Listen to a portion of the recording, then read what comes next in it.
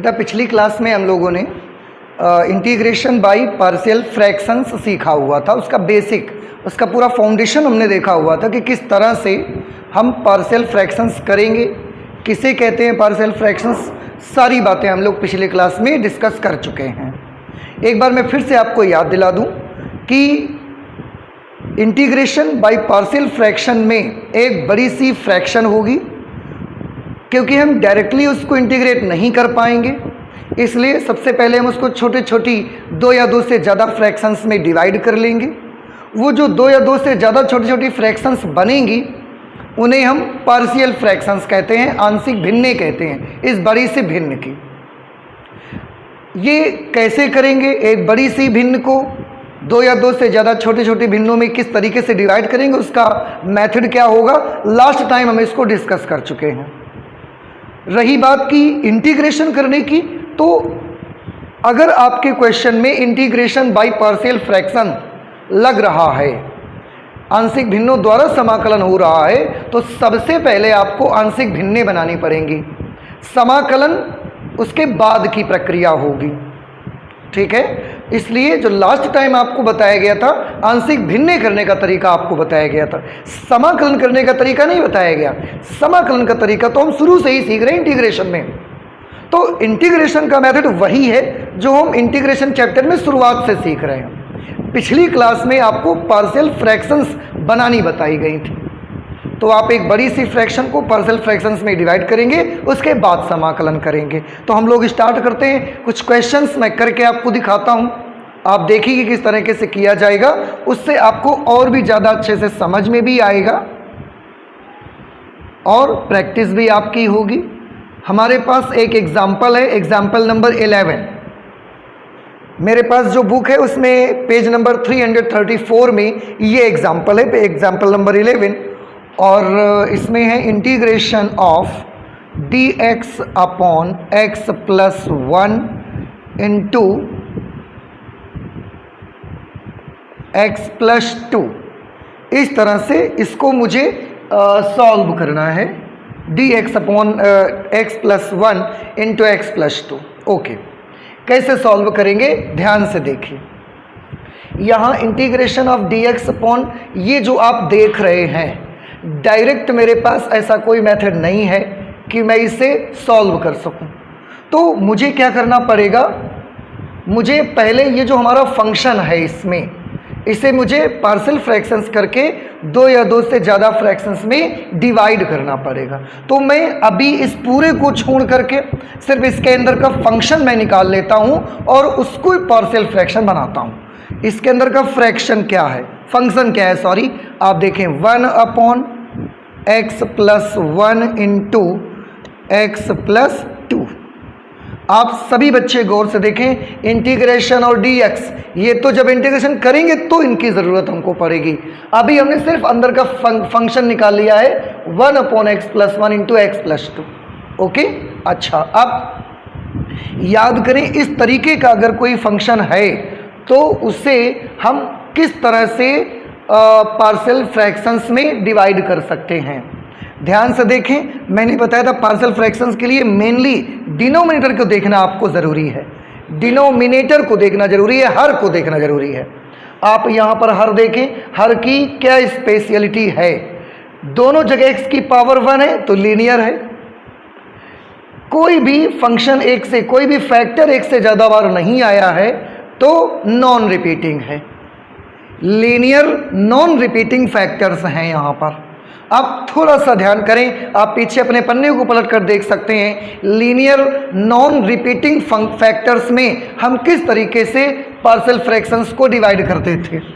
तो हम इसमें करते थे a upon x plus 1 plus b upon x plus 2। इस तरह से हम इसको लिखते थे। सभी बच्चों को याद आ गया होगा, linear non repeating factors. Okay, अच्छा, अब इसे आप शुरू में ही इक्वेशन नंबर 1 मान लीजिए। ज़रूरत पड़ेगी मुझे जब हम इस इक्वेशन में a और b की वैल्यूज़ को लिखेंगे और इसकी वैल्यू हमको फाइंड करनी है। तरीका मैंने क्या बताया था, सभी बच्चे याद करें। तरीका बताया गया था कि आप राइट हैंड साइड में एलसीएम लेंगे। तो चलिए एलसीएम लेते हैं। वन बाई वन मेथड हम करते चले जाते हैं। x प्लस 1 x प्लस 2, इधर एलसीएम ले लीजिए। तो क्या एलसीएम लेना पड़ेगा हमको, x plus 1 into x plus 2, ये एलसीएम हो गया। एलसीएम लेने में आप सभी बच्चे जानते हैं, इसको इससे मल्टीप्लाई हो जाएगा, इसको इससे मल्टीप्लाई हो जाएगा। तो a into x plus 2 plus b into x plus 1। Okay, अच्छा, अब दोनों साइड्स में आप ध्यान से देखेंगे तो इसका डिनोमिनेटर, इसका डिनोमिनेटर, दोनों तरफ के डिनोमिनेटर्स आपस में इक्वल हैं। तो x प्लस 1 से x plus 1 cancel, x plus 2 से x प्लस 2 कैंसिल हो गया। अभी क्या बचा, 1 is equal to a x plus 2 plus b x plus 1। हम चाहें तो इसी भी एक इक्वेशन का नाम दे सकते हैं, इसे हमने मान लिया इक्वेशन नंबर 2। अब यहाँ के बाद मुझे इसको कैलकुलेट करके a और b की वैल्यूज़ पता लगानी है बेटा। a और b की वैल्यूज़ पता लगाने के लिए मैं आपको यहाँ पर दो मेथड्स बताऊँगा। ध्यान रखें, दो मेथड्स मैं आपको बताऊँगा, लेकिन ये मेथड्स किस में लगेंगे, लीनियर नॉन रिपीटिंग। आपका जो डिनोमिनेटर है वो लीनियर नॉन रिपीटिंग फैक्टर्स हैं। तो जब लीनियर नॉन रिपीटिंग फैक्टर्स होंगे उस समय हम दो मेथड्स का यूज़ कर सकते हैं। कौन कौन से मेथड्स का यूज़ कर सकते हैं, तो चलिए देखते हैं। मैं पहले वन मेथड का जिक्र करता हूं जो सबसे बेसिक है। हाँ, मैं फिर से बता दूं, इनमें से एक मेथड, दो में से एक होगा जो हर क्वेश्चन में लग जाएगा, चाहे वो लीनियर नॉन रिपीटिंग हो या ना हो, सब में मेथड लग जाएगा। और एक जो दूसरा मेथड मैं बताऊंगा वो बेटा ज़्यादातर लीनियर नॉन रिपीटिंग फैक्टर्स में ही लगेगा। ठीक है, अच्छा, तो पहले मेथड का जिक्र करते हैं जो सब में लगना है। पहले वो बेसिक मेथड देखिए। उसके लिए आपको करना ये है, इनको मल्टीप्लाई करवा लीजिए अंदर, ax प्लस 2a, इसको मल्टीप्लाई करवा लेंगे तो bx प्लस b। ओके, अब x वाले जो टर्म्स हैं उनसे x कॉमन कर लीजिए, इससे और इससे बेटा जब x कॉमन कर लेंगे तो ये a प्लस b हो जाएगा, ये हो जाएगा a plus b into x, plus इसमें से और इसमें से आप देखें तो ये 2a प्लस b हो जाएगा।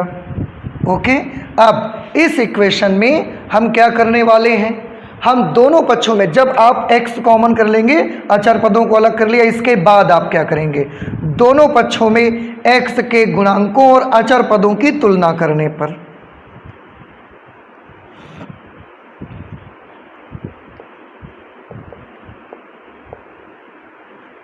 दोनों पक्षों में x के गुणांकों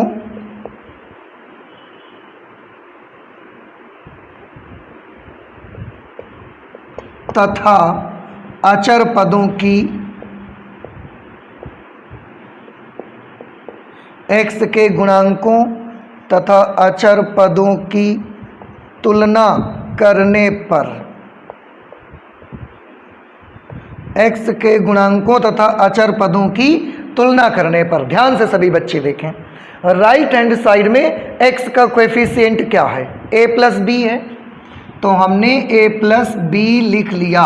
अब लेफ्ट हैंड साइड में बताइए x का कोएफिशिएंट क्या है, लेफ्ट हैंड साइड में।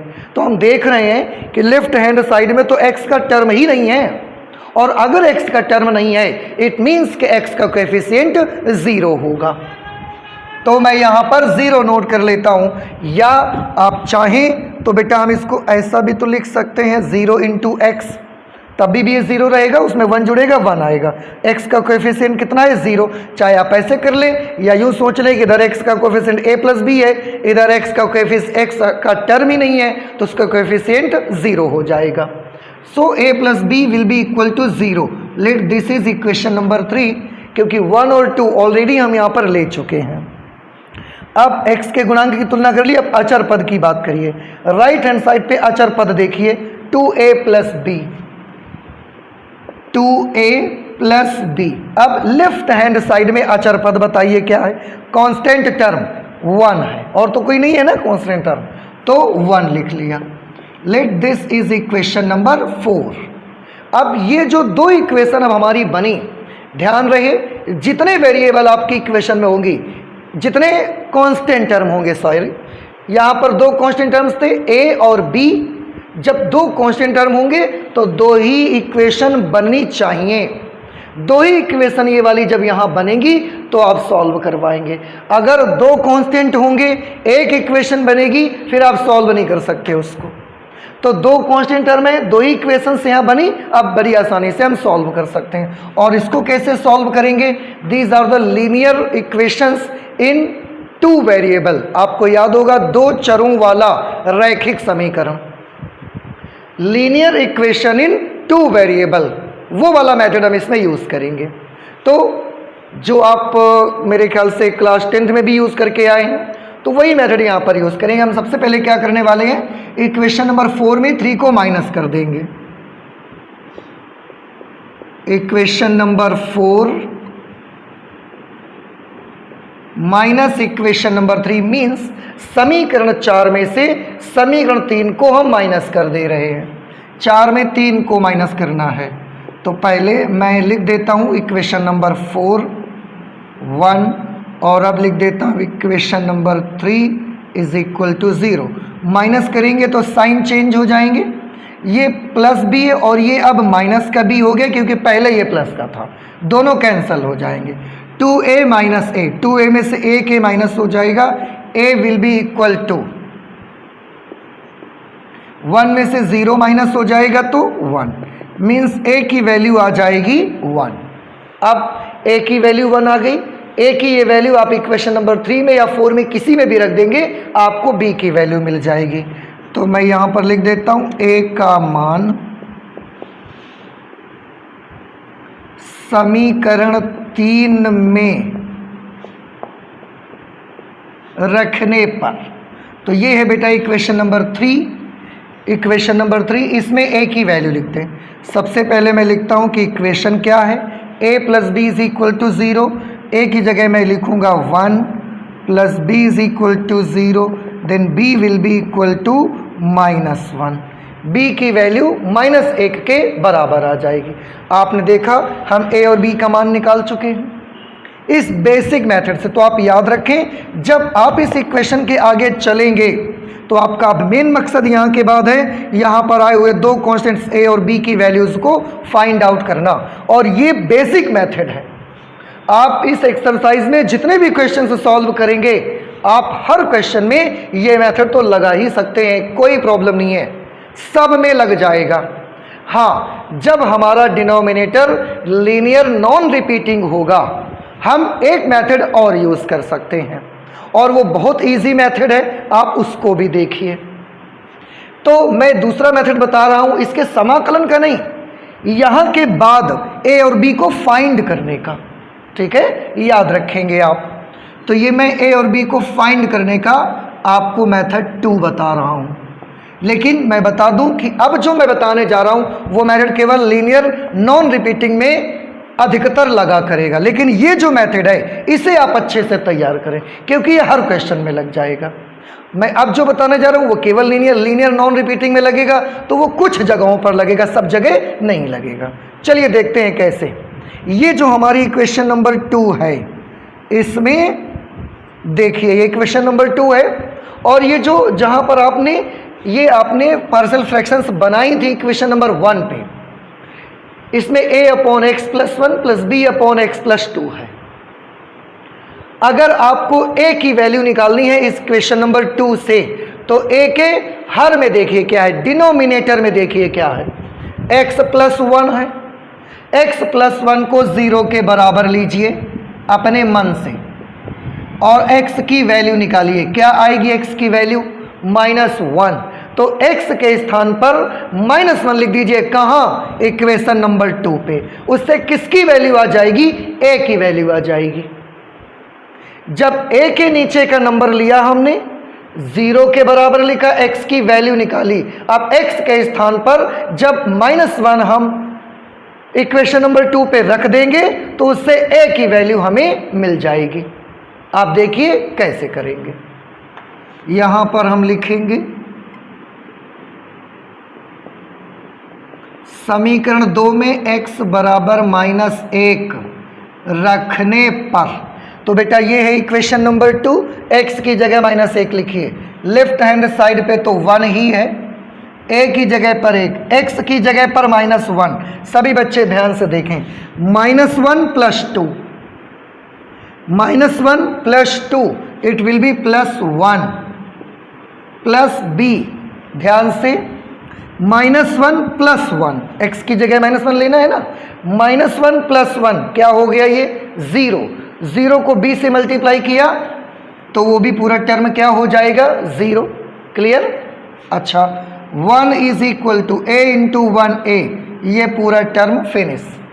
तो a की वैल्यू कितनी आ गई 1। आप देखिए ये जो आपने बेसिक मेथड लगा के इतना लंबा किया था वहां पर भी a की वैल्यू कितनी आई थी 1 ही आई थी, और यहां से भी a की वैल्यू कितनी आ रही है 1। और अब अगर मैं बोलूं कि अब मुझे b की वैल्यू चाहिए, तो क्या आप मेथड को समझ पाए थोड़ा सा? b की वैल्यू इस मेथड में कैसे निकालेंगे, उसके लिए क्या करेंगे? अब आप b के नीचे का नंबर देखिए क्या है, x + 2, इसको 0 के बराबर लिखिए। x + 2 को हमने 0 के बराबर लिखा। अब x की वैल्यू कितनी आएगी यहां से -2। अब आप क्या करेंगे, x के स्थान पर -2 लिखेंगे, कहां इक्वेशन नंबर 2 पे। ठीक, चलिए देखते हैं। समीकरण 2 में x = -2 रखने पर, चलिए लिख देते हैं equation number 2। Left hand side में तो 1 ही है, कोई x नहीं है, तो इधर तो मुझे 1 ही लिखना पड़ेगा। = a, ध्यान से सभी बच्चे देखें बेटा, जब यहाँ x की जगह -2 लिखोगे तो -2 + 2 क्या बन जाएगा, ये तो 0 बन जाएगा, तो हम यहाँ 0 लिख देते हैं। प्लस हमने लिख दिया b, x की जगह -2 लिखोगे तो -2 + 1, -2 + 1, अंडरस्टैंड, -2 + 1 विल बिकम -1। ये टर्म 0 हो गया, इसको मल्टीप्लाई करेंगे, then 1 = -b implies that b = -1। आपने देखा बेटा, ये जो सेकंड मेथड हमने यूज करके दिखाया आपको, ये बहुत छोटा मेथड है और a और b का मान निकाल के आपको देता है। वही a और b की वैल्यूज आई हैं जो हमने यहाँ बेसिक मेथड से निकाला था। लेकिन उस मेथड में प्रॉब्लम क्या है कि आप उस मेथड को हर जगह यूज नहीं कर पाएंगे, आपको प्रॉब्लम होगा। तो ध्यान रखें, जब कभी हमारा डिनोमिनेटर लीनियर नॉन रिपीटिंग होगा, हम एक अपने कॉन्स्टेंट्स a b c जितने भी होंगे उनको फाइंड करने का एक ये मेथड यूज कर सकते हैं। क्या करते थे उसमें, अगर मुझे a फाइंड करना है तो इसके डिनोमिनेटर के नंबर को 0 लिखो, x फाइंड करो, जो आए उसे इस वाली इक्वेशन पे रख दो, आके a आ जाएगा। अगर आपको b फाइंड आउट करना है तो b के डिनोमिनेटर में जो फैक्टर है उसको 0 लिखिए, उससे x निकालिए, वो x की वैल्यू आप इसमें लिखे तो b की वैल्यू निकल के आ जाएगी। तो ये एक बड़ा छोटा मेथड होता है, आसान मेथड है। ये थोड़ा सा लॉन्ग पड़ेगा लेकिन सब जगह यूज होगा। अब दोनों मेथड में फिर से एक बार डिफरेंस बता दूं, ये मेथड थोड़ा लंबा जरूर है लेकिन हर क्वेश्चन में लागू हो जाएगा। ये मेथड छोटा है, इजी है, लेकिन हर क्वेश्चन में एप्लीकेबल आप ना कर पाएंगे, आपको प्रॉब्लम होने लगेगी। ठीक है, तो ठीक है, कोई प्रॉब्लम नहीं, जब तक एप्लीकेबल होगा तब तो करेंगे ना। जब नहीं एप्लीकेबल होगा तो बेसिक मेथड हमारे पास है, हम उसको यूज करेंगे, लेकिन जब तक यूज होगा हम इसको करके ए और बी निकाल लेंगे। अच्छा, और ये मेथड सिर्फ ए और बी फाइंड करने का था। अब जब ए और बी फाइंड हो चुका है, अब हम आके इक्वेशन नंबर 1 पे ए और बी की वैल्यूज लिख देते हैं। यहां लिखेंगे ए व बी के मान,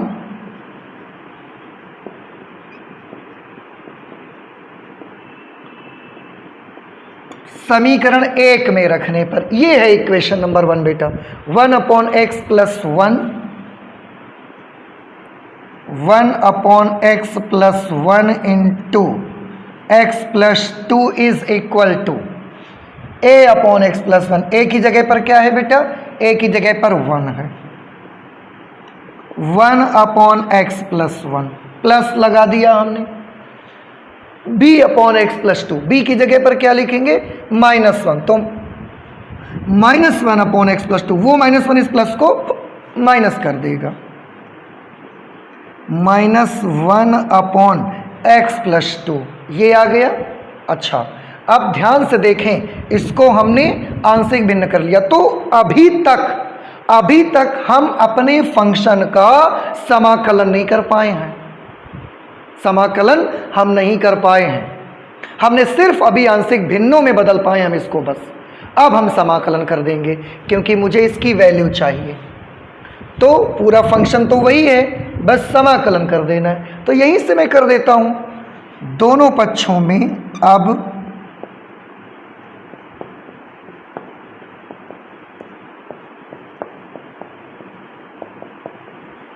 दोनों पक्षों में x के सापेक्ष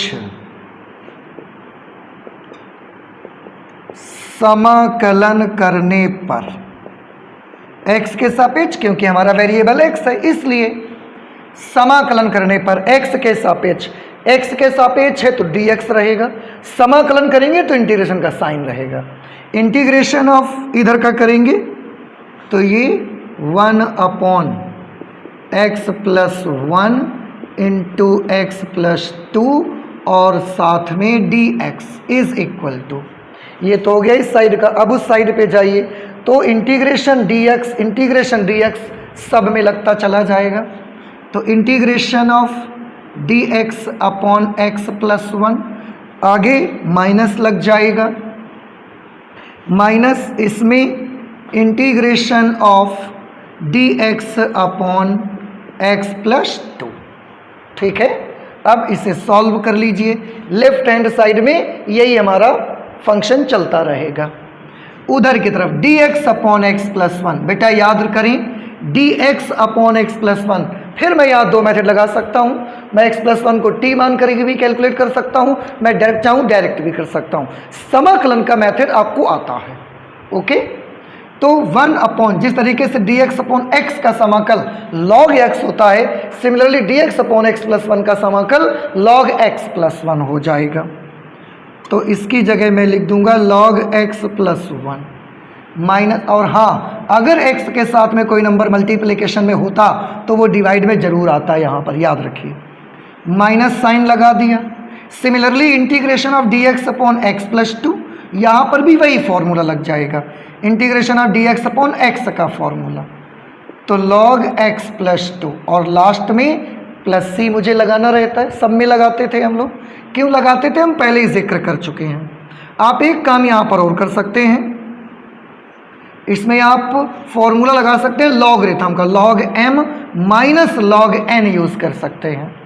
आप जब ऐसा करेंगे तो आपको फॉर्मूला मिलेगा log m अपॉन n, तो m की जगह पर x प्लस 1 अपॉन n की जगह पर x प्लस 2 प्लस c, और इस तरीके से फाइनली ये हमारा आंसर आ गया।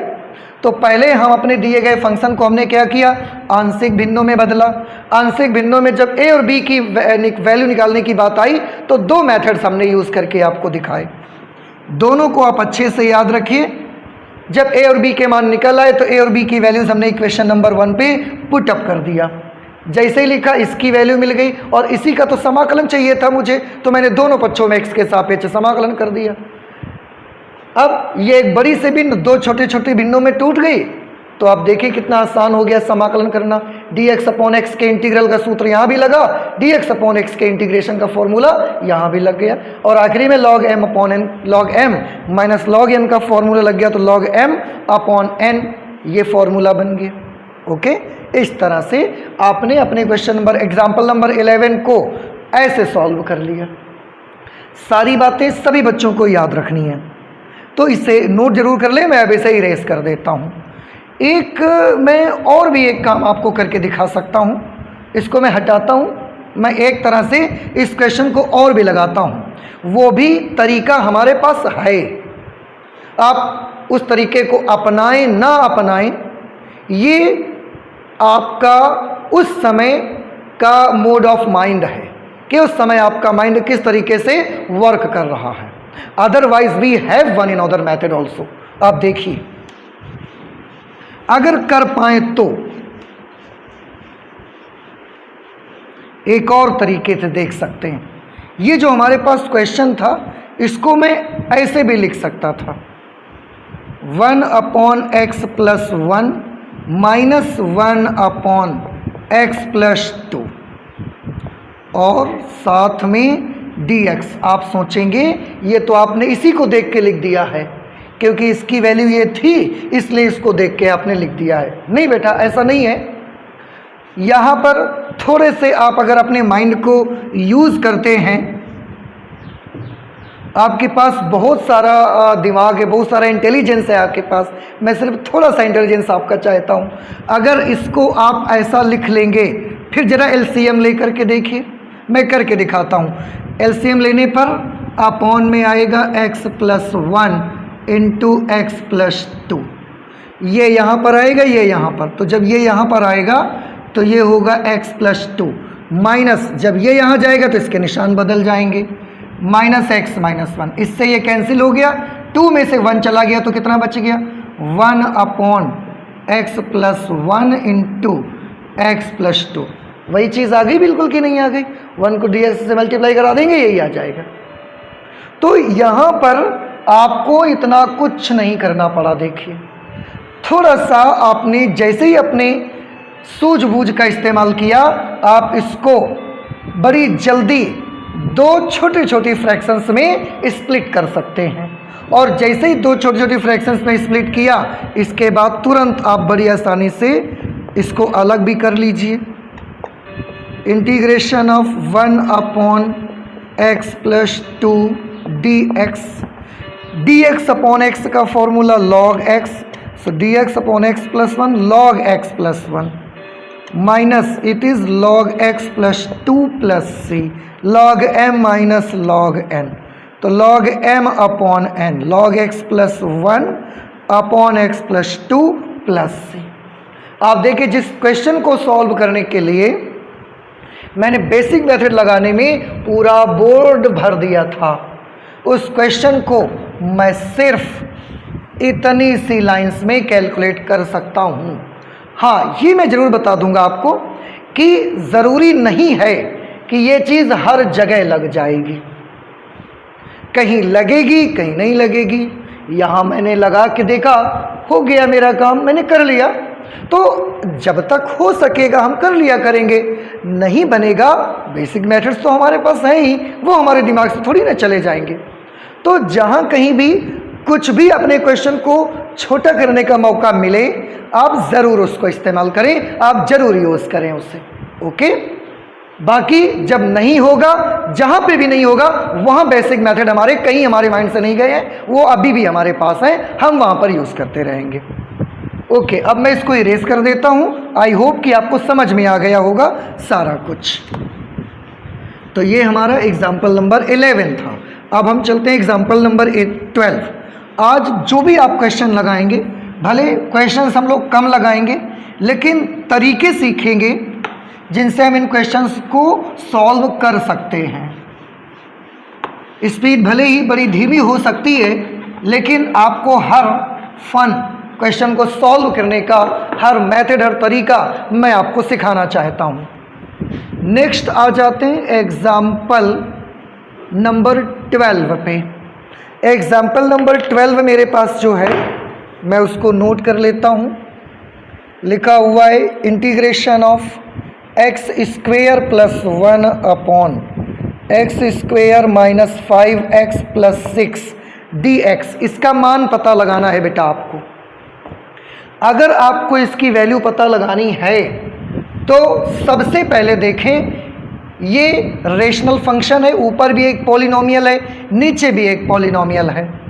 लेकिन आज हम देख रहे हैं इस फंक्शन में जो न्यूमरेटर में जो पॉलिनोमियल है उसकी डिग्री 2 है, डिनोमिनेटर में जो पॉलिनोमियल है उसकी डिग्री भी 2 है।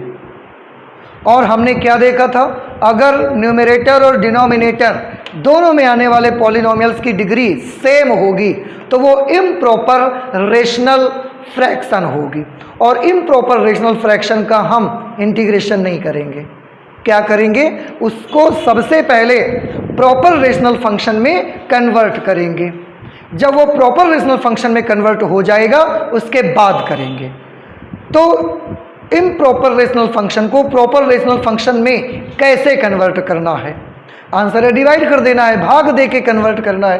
तो हम भाग दे के आपको इसको बताते हैं, आप ध्यान से सभी बच्चे देखें। भाग दे देंगे इसे, तो मैं यहाँ पर भाग दे के बताता हूँ आपको।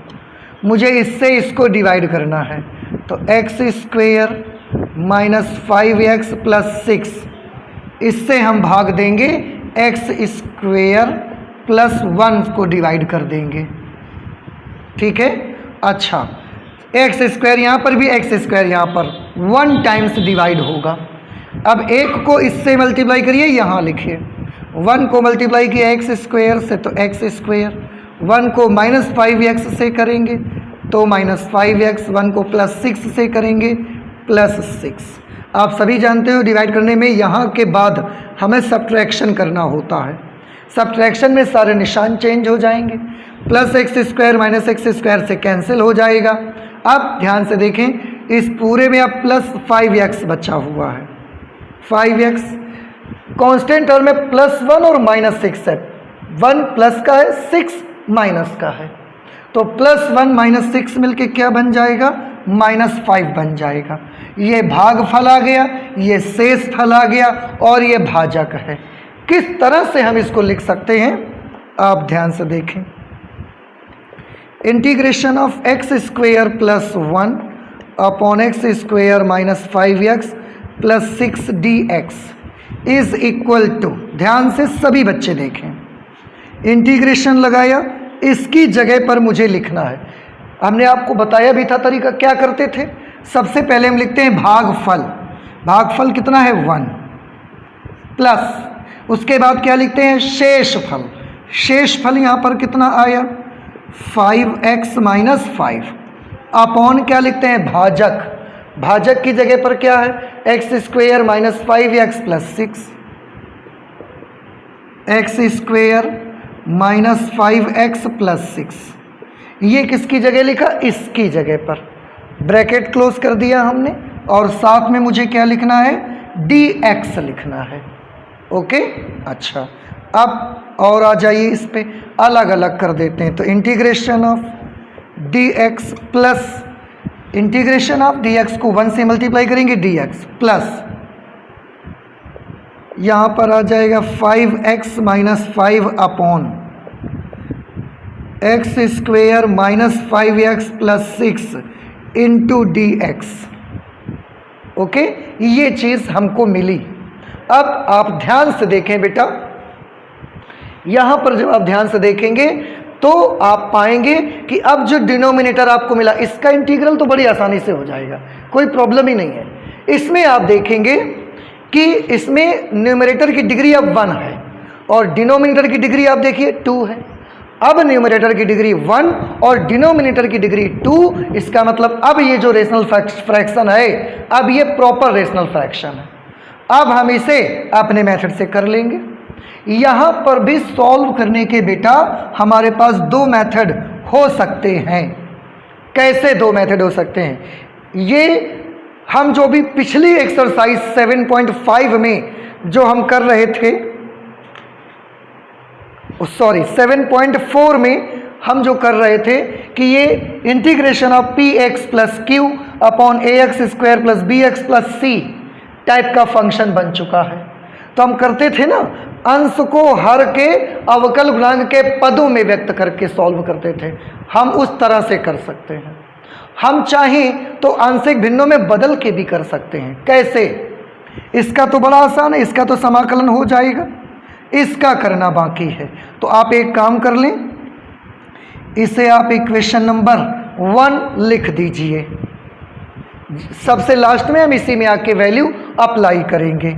ओके, अब इसकी बात करिए तो आप चाहें तो आंशिक भिन्न बना के कर सकते हैं, आप चाहें तो वो पिछली एक्सरसाइज का फॉर्मेट बना के भी आप कैलकुलेट कर सकते हैं। आप जैसे मर्जी वैसे करिए, क्योंकि पिछली एक्सरसाइज के फॉर्मेट्स आप पढ़ चुके हैं, सवाल बनाना, हम आंशिक भिन्न करके आपको बताते हैं। मैं इस पार्ट 2 की बात करता हूँ। इसे मैं मान लेता हूँ I1 और इसे मैं मान लेता हूँ I2 और इसे ना मान करके इसे आप इक्वेशन नंबर 1 मान लीजिए।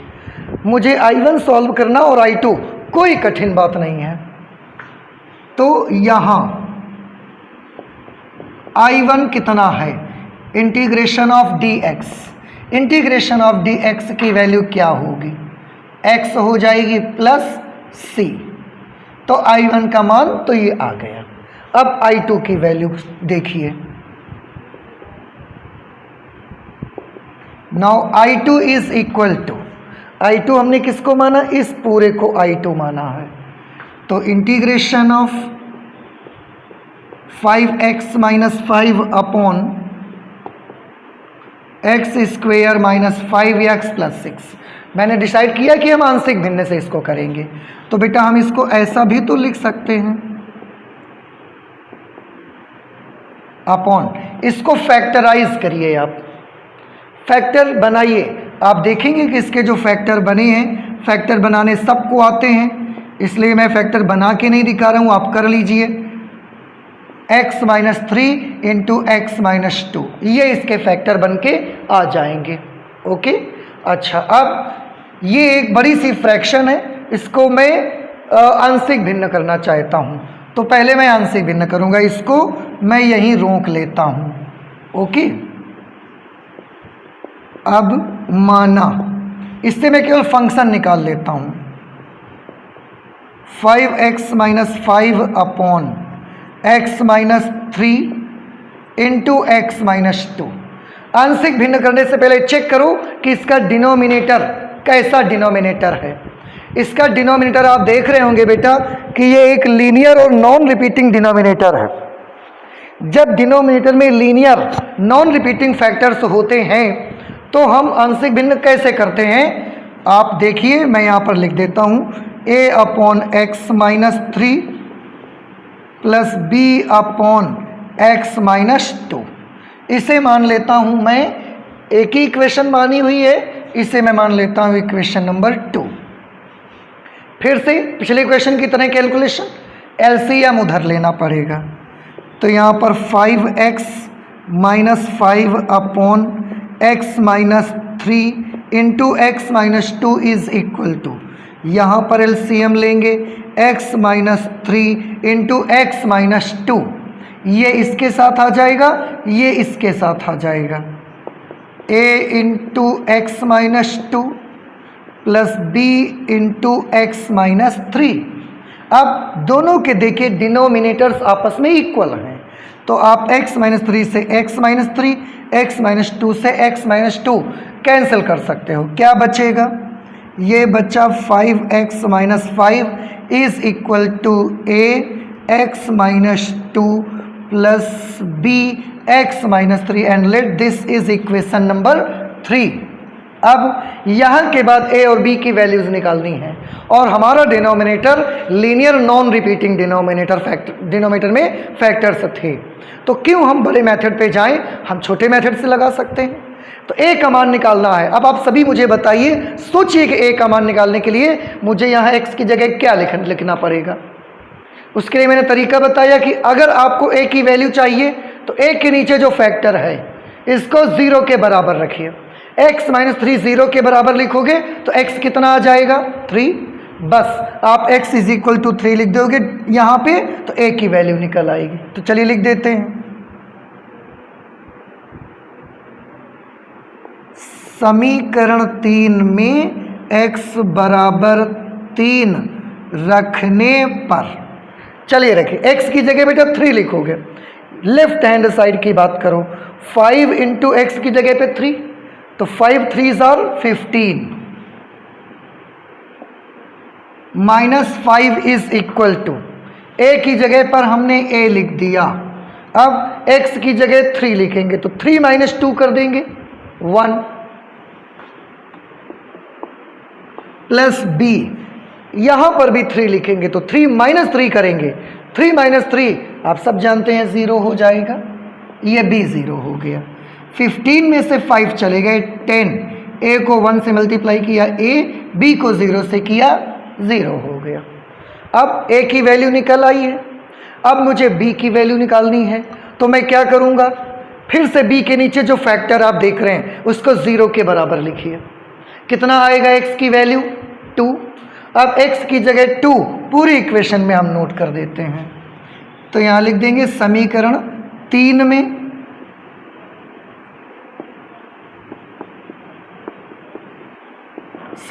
3 में x इज इक्वल टू 2 रखने पर, रख दीजिए बेटा, इसमें x की जगह 2 लिखोगे, पहले लेफ्ट हैंड साइड को चेक करिए, 2 लिखेंगे तो 5 2s are 10 minus 5 is equal to a। ध्यान से x की जगह 2 लिखना है ना, 2 माइनस 2 करेंगे, 2 माइनस 2 0 हो जाएगा, प्लस b, यहां भी 2 लिखेंगे, 2 माइनस 3 -1 हो जाएगा, तो ये -1 हो गया। ओके, अच्छा अब ये 0 हो जाएगा, 10 में से 5 चले गए 5, यहाँ आ जाएगा -b, implies that b is equal to -5। आपने देखा कितनी आसानी से a और b हमारा निकल के आ गया। अब a और b के मान हम समीकरण 2 में अप्लाई कर देते हैं, यहाँ लिखेंगे a व b के मान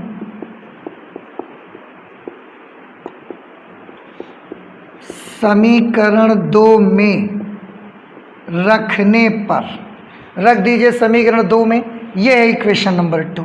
इसका लेफ्ट हैंड साइड है 5x minus 5 upon x minus 3 into x minus 2 is equal to a upon x minus 3।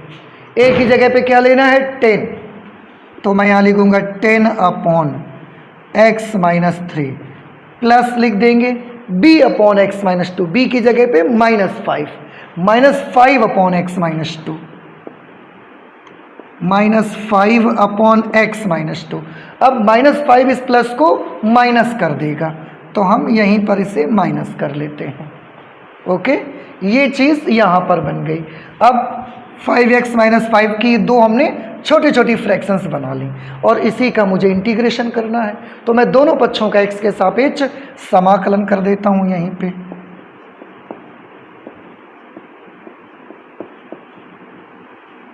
दोनों पक्षों का x के सापेक्ष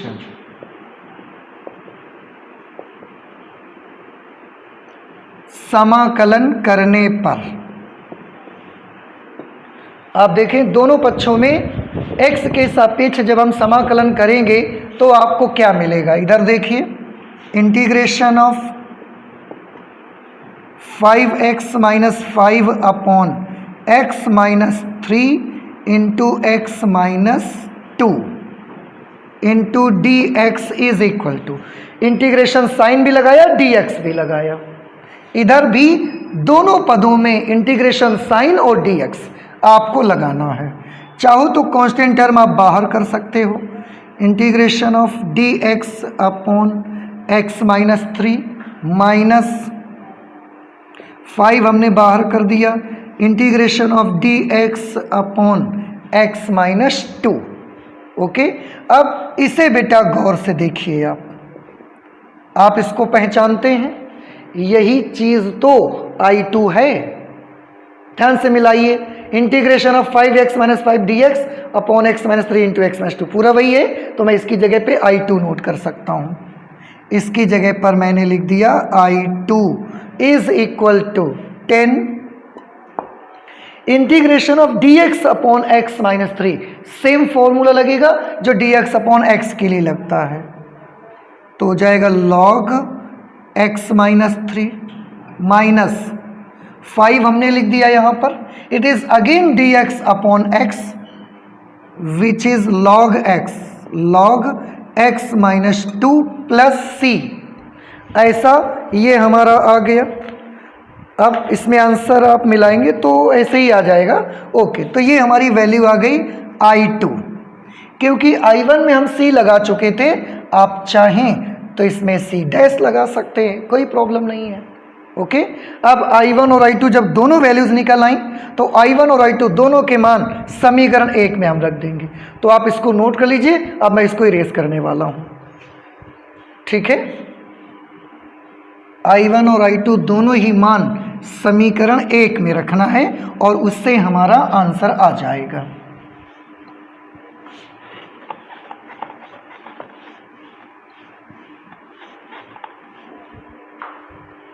यहां पर ये हमारा पहले से किया हुआ है, हम यहां पर वैल्यू लिख रहे हैं, ये आपको नोट नहीं करना। आप दोबारा यहां लिखेंगे I1 व I2 के मान, I1 व I2 के मान समीकरण 1 में रखने पर। तो इक्वेशन नंबर 1 क्या है? ये इक्वेशन नंबर 1, इसका लेफ्ट हैंड साइड कहाँ है? तो ये है बेटा इसका left hand side. Okay, integration of x square plus 1 upon x square minus 5x plus 6 into d x is equal to, ये लेफ्ट हैंड साइड था, राइट हैंड साइड में I1 plus I2, I1 plus I2 value लिख दीजिए। I1 की जगह x plus सी, I2 की जगह पर, I2 की जगह ये लिखेंगे तो प्लस लगाया 10 log x minus 3 minus 5 log x minus 2 plus c dash. दो कांस्टेंट टर्म है सी और सी डैश, हम दोनों को हटा करके कंबाइंड कर देंगे इनको, और इस तरह से हमारा आंसर बन जाएगा x square plus 1 into d x upon x square minus 5x plus 6 is equal to x plus x लिखा plus 10 log x minus 3 minus 5 log x minus 2 plus C1। मैं आपको बता दूं कि ये C1 मैंने इसकी जगह पर लिखा, C प्लस C डैश की जगह हमने C1 नोट कर दिया। इस तरह से ये हमारा फाइनल आंसर आ गया बेटा। आप मैच कर सकते हैं answer, x minus 5 log x minus 2 plus 10 log x minus 3 plus C, यही हमारा आंसर है। तो एग्जाम्पल नंबर हमने 12 भी कंप्लीट कर लिया। आई होप कि आपको ये समझ में आ गया होगा। ओके, थोड़े से आंशिक भिन्नों से जब हम समाकलन करते हैं तो क्वेश्चंस का साइज थोड़ा सा बड़ा रहता है, टाइम भी हमारा थोड़ा ज़्यादा वेस्ट होता है, टाइम भी हमको ज़्यादा लगता है उसको सॉल्व करने में। तो मैंने ये नहीं रखता कि आप टाइम ज़्यादा खर्च कर रहे हैं, मैंने ये रखता है कि आपको समझ में आ जाना चाहिए, क्योंकि बेटा एक बार अगर आपको समझ में आ गया तो फिर आप भी अपने क्वेश्चन को कम समय में ही कर सकते हो। लेकिन अगर समझ में भी नहीं आया सवाल आपको, तो आपको टाइम भी ज़्यादा लगता रहेगा और आपके आंसर भी नहीं आ पाएंगे। इसलिए अच्छा है अगर थोड़ा सा टाइम ज़्यादा लग रहा है शुरुआत में, एक बार अच्छे से माइंड में बस गया, मेथड समझ में आ गया, तो फिर बहुत कम समय में हम लोग ज़्यादा क्वेश्चंस भी कर पाएंगे। ओके, तो ये इस तरीके से आप करेंगे अपना एग्जाम्पल नंबर 12, और आज हम लोग एग्जाम्पल नंबर 12 ही रखेंगे। तो आज हमने केवल एग्जाम्पल नंबर 11 और एग्जाम्पल नंबर 12 किया है, 2 क्वेश्चंस किए हैं। मुझे उम्मीद है कि ज़रूर उनमें से जो मेथड्स हमने लगाए हैं वो थोड़े बहुत आपके माइंड में आए होंगे। आगे मैं और भी क्वेश्चंस करता रहूँगा, आपको लगातार वो समझ में आते रहेंगे। तो आज हम इतना ही रखते हैं, चलते हैं, मिलते हैं अगले लेक्चर पे। Thank you.